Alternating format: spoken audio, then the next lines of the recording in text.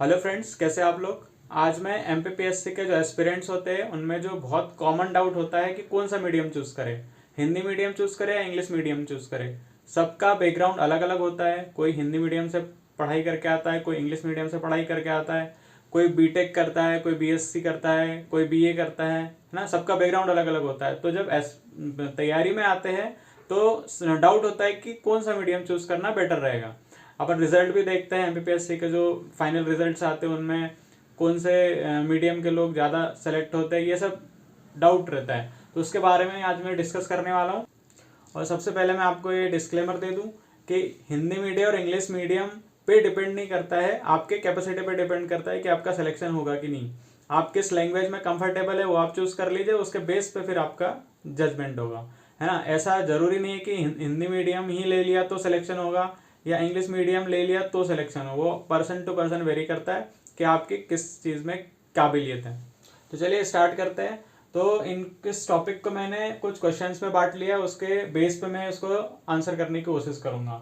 ठीक है। तो सबसे पहला जो क्वेश्चन है वो ये है कि मतलब मैंने उसको 3 कैटेगरी में बांट दिया है। ठीक है, कि सबसे जिस टाइप के स्टूडेंट होते हैं उसके बेस पे मैंने 3 कैटेगरी में बांटा है। तो जैसे पहला वाला कैटेगरी है जिसमें क्या है कि 50% आपको हिंदी आती है, 50% इंग्लिश आती है। कुछ लोग ऐसे होते हैं कि जो मान लो 8, 9, 10 तक हिंदी मीडियम से पढ़ाई करी, फिर इंग्लिश में आ गए, या इंग्लिश में पढ़ाई करी और हिंदी में आ गए, या फिर 12 तक हिंदी मीडियम में पढ़ाई करी और बाद में बीटेक कर लिया, कोई इंग्लिश में ग्रेजुएशन कर लिया, है ना। तो ये सब चीज़ें रहती। तो अब वो रहता है कि उसको इंग्लिश भी उतनी आती है और हिंदी भी उतनी आती है। ठीक है, 50-50 रहता है। और सेम चीज ऐसा रहता है कि 50% इंग्लिश नहीं आती और 50% हिंदी नहीं आती। तो उनके लिए तो सबसे पहले क्या, ये 50% वाला जो कैटेगरी है उन लोगों के मेरे अकॉर्डिंग इंग्लिश चूज करना चाहिए, क्योंकि कंटेंट इंग्लिश मीडियम में ज़्यादा अवेलेबल रहता है। आप यूपीएससी को भी फॉलो कर सकते हो। यूपीएससी की जो बुक्स रहती है वो एमपीपीएससी में काम आ जाती है। ठीक है, और राइटिंग में भी बहुत एडवांटेज रहता है। ठीक है, और कॉपी चेक करने में भी अब मैक्सिमम मार्क्स जो रहते हैं वो मेरे हिसाब से इंग्लिश मीडियम वालों को प्रेफरेंस मिलता है।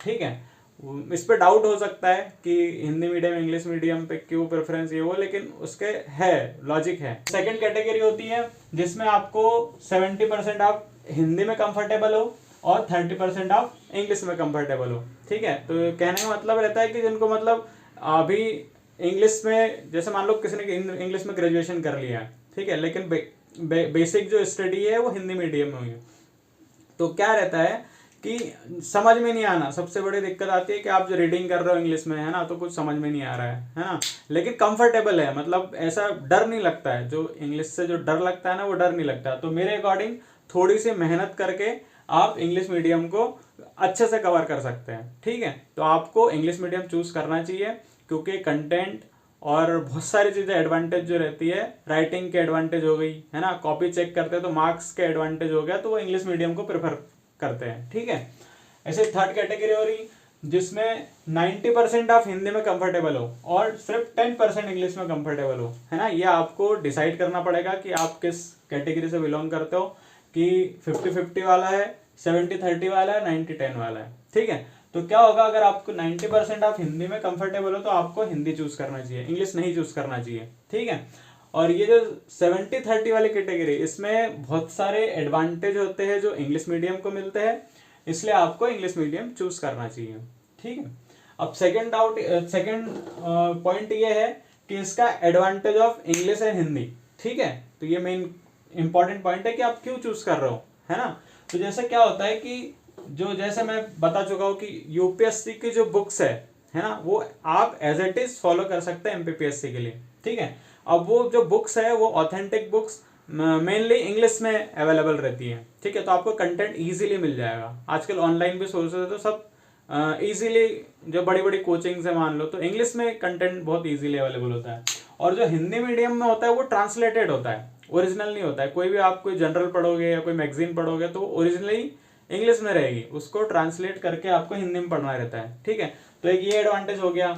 और एक क्या रहता है कि लिपि, जो हिंदी की जो लैंग्वेज है उसमें मात्राएं लगाना है तो इससे स्पीड कम हो जाती है। ठीक है, इंग्लिश मीडियम में मात्राएं वगैरह नहीं होती तो आपकी स्पीड फ्लो बना रहता है। जो मेंस में जो दिक्कत आती है लिखने की, तो वो यही सबसे बड़ी दिक्कत आती है।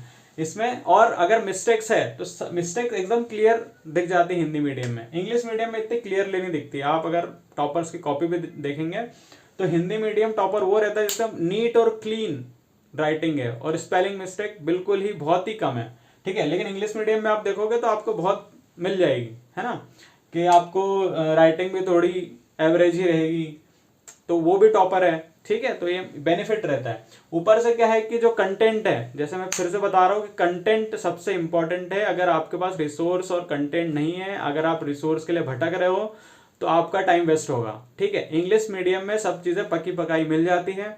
एमपीपीएससी में बहुत सारे कोचिंग्स है जो हिंदी मीडियम में बुक्स प्रिंट करते हैं और अच्छी लेवल पे करते हैं। लेकिन जैसे अभी मैं एक वीडियो और बनाऊंगा एमपीपीएससी और यूपीएससी को लेके, कि आपको एमपीपीएससी और यूपीएससी साथ लेके कैसे चलना है या वो डिफरेंस क्या क्या है, वो सब चीज़ें मैं करूंगा। लेकिन इंग्लिश मीडियम में मेरे हिसाब से कंटेंट बहुत ईजीली अवेलेबल है, आप मतलब बहुत जल्दी एसेस कर सकते हो, है ना। हिंदी मीडियम में बहुत मुश्किल है एक्चुअली। और लैंग्वेज की दिक्कत आती है कि हिंदी में आपको एकदम बहुत हाई लेवल की हिंदी होना चाहिए, शब्द वोकेब जो होती है। लेकिन इंग्लिश में आप काम चला सकते हो, है ना, क्योंकि जनरली यूज होती है इंग्लिश, है ना। तो ये चीज़ है। तीसरी है कि books available in English medium, जो कि मैं बता ही चुका हूँ कि मेरे अकॉर्डिंग है कि इंग्लिश में बुक्स बहुत इजीली अवेलेबल हो जाती है। क्योंकि क्या होता है कि आप एनसीईआरटी हो गई मान लो, है ना, तो आप एज इट इज फॉलो कर सकते हो। लेकिन हिंदी मीडियम में बहुत दिक्कत जाती है, एनसीईआरटी की लैंग्वेज ही आपको समझ में नहीं आएगी, कभी कभी ईजी रहती है लेकिन फिर भी प्रॉब्लम आती है। जो अगर मान लो कोई हिंदी मीडियम और इंग्लिश मीडियम स्विच करके पढ़ाई करी है तो दिक्कत आती है, ठीक है। कुछ बच्चों को होता है कि इंग्लिश समझ में नहीं आती क्योंकि 12th तक हिंदी मीडियम रहा, ठीक है, तो उन लोगों के साथ भी दिक्कत आती है। तो उनको क्या है कि अगर वो इस वाले कैटेगरी मेन चीज ये वाले, इनको कोई दिक्कत ही नहीं है ना, 50-50 है, तो इंग्लिश चूज कर लिया, है ना। हिंदी में क्या है, लैंग्वेज थोड़ी सी टफ होती है कंपेयर टू इंग्लिश, ठीक है, हिंदी, तो इसलिए आपको इंग्लिश चूज करना चाहिए। और सबसे ज्यादा दिक्कत इनको जाती है कि हिंदी अच्छी है और इंग्लिश बहुत नॉर्मल है ना, तो क्या करें, समझ में नहीं आता और हिंदी लेके उलझ जाते हैं, है ना, कि बाद में लगता है कि इंग्लिश ले लेते तो जल्दी सिलेक्शन हो जाता है, ठीक है। ये सब चीज़ें होती हैं, तो समझ में नहीं आती है हिंदी। आप कोशिश करोगे तो आप थोड़ा रीडिंग बढ़ाओ, न्यूज़पेपर पढ़ो, है ना, और राइटिंग करो, ये सब चीज़ें करो, लिसन आप सुन सकते हो, है ना, इंग्लिश। तो आपकी कंफर्टेबल जब आप हो जाओगे तो आपको इंग्लिश की इतनी कोई दिक्कत नहीं जाएगी। जैसे एक मैंने सॉल्यूशन ही बता के रखा है कि आप कोई स्पोकन इंग्लिश करके कोई क्लासेस आप ज्वाइन कर सकते हो टेम्पररी, जिससे क्या होगा कि आप कंफर्टेबल हो जाओगे इंग्लिश से, है ना। तो उसके बाद में आप मीडियम चूज, अगर तब भी समझ में नहीं आए, ये सब करने के बाद भी आपको अगर इंग्लिश समझ में नहीं आ रही है, सारे कोशिश कर लिया आपने, तो एक बार आप अपने टीचर अगर कोई कांटेक्ट में या पहले वाले जो स्टूडेंट है जो तैयारी कर रहे हैं उनसे एक बार संपर्क कर ले। अगर फिर भी आपका डाउट मतलब बना ही हुआ है तो आप हिंदी मीडियम फिर चूज कर सकते हैं, इसमें कोई डाउट नहीं है, ठीक है। तो आज के लिए इतना ही, थैंक यू। और अगर आपको कोई और टॉपिक पे जानकारी चाहिए तो आप कमेंट्स में बता सकते हो मुझे, और नेक्स्ट वीडियो में यूपीएससी और एमपीपीएससी को कंपैरिजन करके बताऊंगा, ठीक है।